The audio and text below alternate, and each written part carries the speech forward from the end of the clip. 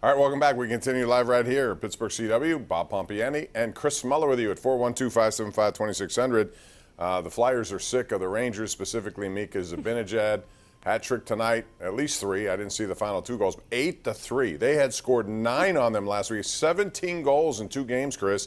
What's happened to the Flyers? Many people, including me, thought they would be a top-end team in the East.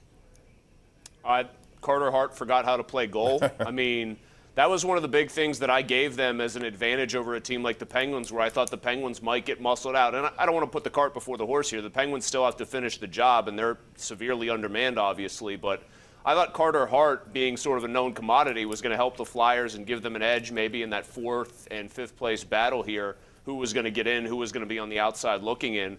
But he and they have just completely fallen apart. I haven't seen a Philly player melt down this quickly and this badly since, oh yeah, Carson Wentz. Can they throw Jalen Hurts in to play goal? I don't know. I think they're open to ideas over there at this point, but their loss is the Penguins' gain. If there's more than the Penguins' level of play overall through all these injuries recently, the thing that gives me the most hope that they're in very good shape when it comes to the playoffs is just Philly cratering. I mean, you just assumed that they were going to be a team that was in there right till the very end, and the way they're playing right now, that's not going to be the case. That should make Penguins fans breathe a little bit easier, because if it's the Rangers that are trying to chase down that last playoff spot, I feel a lot better about the Penguins' chances to hold them off. And it goes to show you the importance of having goaltending and consistent goaltending at that. All right, let's go to Ted in Mount Lebanon. Hey, Ted, how you doing? Hey, Bob, how you doing? We're good, thanks. Hey, 2 questions for you. How many shutouts does Smith have this season? And number 2, if Smith starts Saturday against the Islanders, they're going to win. If Tristan Jarrett starts, they're going to lose. Is this our guy again? I don't know why you're so anti-Tristan Jarry. He has been tremendous. I mean, they both have been good, and Mike Sullivan's playing him the right way, and it's 3 for the season, by the way. But, yeah, Chris, my goodness. Tristan Jarry has shown me that he is back to where we thought he was before he went through his second-half slump last year. I agree, and my brain is so warped from watching Sex and the City reruns with my wife that when he says Smith and Jarry, it sounds like Smith Jared, one of the boyfriends on that show. So that just shows you how my brain is completely melted down from watching reruns. But I don't get the Jarry hate. I don't either. These 2 things can be true. This must be a thing with Penguins fans and goalies. If you have 2 goalies that play pretty well, you have to pick favorites, right? You can't just say, hey, both of these guys are very good, and that's an awesome problem to have. It's got to be I prefer one over the other. Jarry has an obviously higher ceiling, in my opinion. There's a reason that he's the starting goalie and gets the lion's share of the time. He's the better guy when they're both playing their A game. But the fact that they're both giving you that more often than not at this point is just a great problem for Mike Sullivan to have. And I think it should make him feel a little bit more relaxed if, say, one of these 2 guys does have a bad game or 2 in a row. Okay, you just ride the other guy for a while. No big deal. You could be worse. You could have Carter Hart as your goalie right now. And here's the other thing. When this season started, there was a lot of concern. People were talking about getting a backup here, a veteran. All of a sudden that changed. And with all these injuries, there is no more important situation than having good goaltenders. And they have 2 of them now. So, they both have been excellent. And I think Mike Sullivan has done a very good job. And Mike Buckley, who is their goaltending coach, also spent a lot of time with those guys. And I think it's shown. Let's go to John in Ambridge. Hello, John. How are you? Hello? John. Yeah, go ahead, John. Yeah, 2 questions there, Bob. One is with the Penguins, one is with the Pirates. What is, at this point, your best expectations of the Penguins for this season? Okay, and the Pirates? And the Pirates, same question. Where do you think they're going to? Where do you think they're going to come out this year? Are we looking at a 50-50 season here?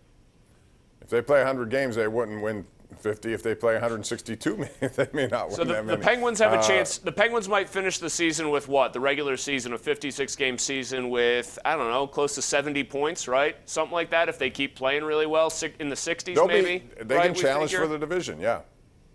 Okay, the Pirates, if they get into the mid to high 60s to 70s in wins, I will be shocked. Is that a good way to answer the question here? Like, is that do a decent job of killing 2 birds with 1 stone? They are what they are, and they're a team that doesn't have a lot of pitching right now. Brault's out for a month or 2. They lost Cedarland. They have guys coming back from injury. I don't know what they have in terms of how consistent they can be. Now, they got some bats playing pretty well at this point.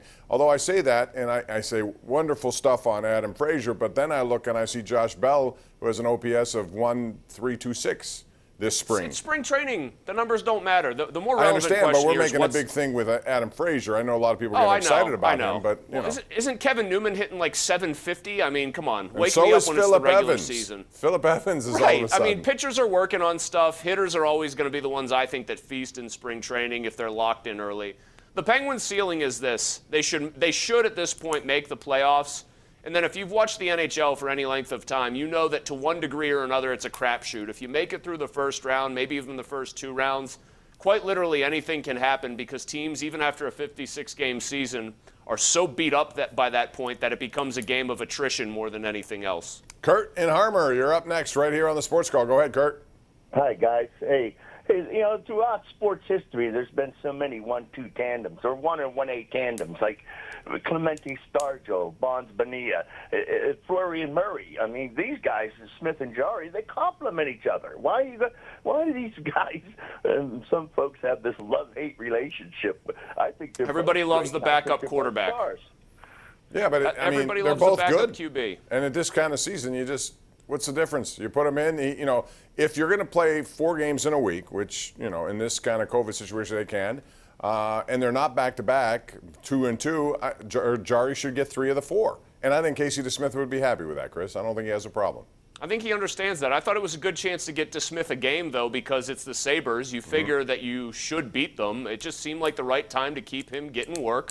But Jarry's the one you lean on until he gives you a reason not to in the absolute most important games on your schedule. I think it's pretty cut and dried here, no matter what our viewers and callers want to try to make of it. And this is what I think. Going against the Islanders, Jarry will start on Saturday. If he plays well, he starts again on Sunday. That's the way I would do it. Or I mean Monday. That's how it should be. Yeah. That's how it should be. If he plays well, there's no reason not to. Exactly. Those are very important games, and you want your best going, and he, to me, is still their best. Let's go to Mike in Carnegie before we go to break. What's up, Mike? Hey, Pop. What's up, Mike? Hey, you're the best sportscaster since John Steigerwald. There you go. Guy already asked my question. I was going 58 on the Pirates over-under, but you guys already answered that. But my question is, do you think Big Ben will go more than 1 more year? And do you think the Steelers got a shot to go to the Super Bowl next year? No, on the last part. I just think they're going to. I think they can be competitive. I really do. I think if they draft, they get a center from Alabama, they get a running back who can make things happen. They can use it as an asset to help their pass game. Because make no mistake, they still have their strength is wide receivers, and they're going to pass the ball. But if they have the run game, it could help them and help their defense. But no, on that. As far as the first part of that. No, if he throws 33 touchdowns or whatever and 10 picks, I mean, if he has another good, solid-looking statistical season, who's going to tell him, hey, no, we don't want you back? I think it's in their DNA to want to keep him playing for as long as he looks like he can still even remotely play at a high level. Yeah, especially if none of these guys who are on the roster right now, Rudolph, Dobbs, or Haskins. If it's not any of those, then they may want to bring him back until they get their future guy, if he has a good year. We'll see how that goes. Now it's time for our Tri-State Office Furniture Tweet of the Day. And this comes to us from Josh Yohe, who does a great job. He'll be on the Showdown this Sunday night, by the way. Currently dealing with injuries out of the lineup, Malkin, Zucker, Tanev, Bluger, Kapanen. That's about $23 million worth of forwards in 5 of the Penguins' top 9. Not sure how sustainable it is to win with a situation, but they did win 2 in a row against Buffalo, which is what you have to do. Especially, it's impressive when you consider those guys are not playing. We'll be back with more right here. Pittsburgh CW, don't go away.